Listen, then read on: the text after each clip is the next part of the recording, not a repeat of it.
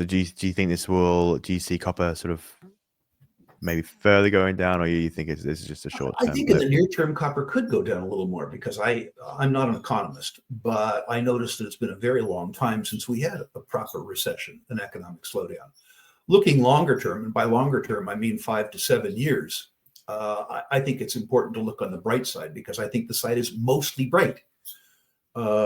There are 8 billion people on Earth, and we've done a wonderful job over the last 40 years of increasing the material living standards of the poorest of the poor in the world. But there's still a job to do. There's 1 billion people left on Earth with no access to primary electricity. My suspicion is over the next 20 years, they get it. That means that demand for power, first of all, is going to go up. And it means that demand for the stuff to get the power from where it's produced to where it's consumed, mostly copper, also goes up. So I think the ascent of humankind will be an important component of the increase in copper demand. Meanwhile, for 30 years, we have underinvested in copper supply, in exploration, in development, in construction, in production, in sustaining capital investments. These two lines, reduced supply as a consequence of constrained investment and increasing demand, will, I think, over 5 years and 6 years and 7 years and 10 years, do a job on the copper price. The other thing that will do a job on the copper price is mere inflation. Which is to say, the real price of copper might not rise an awful lot, but the nominal price of copper, expressed in US dollars or euros or renminbi or British pounds, could go up substantially.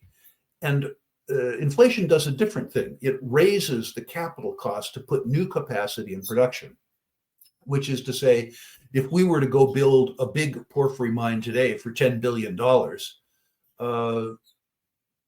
10 years from now, putting that same mine into production might cost $40 billion, which means that the existing production is that much more valuable because you have already amortized the expense of putting it in production. So inflation aids at the very least the nominal as opposed to the real price performance of natural resources. Okay, yeah, that makes sense. And as you're saying, there's needs to be a lot more demands. Are you worried about recycling, or you think that's not going to be able to cover the new demands? We're going to need it. Yeah, we're going to need it. I hope that the mechanisms for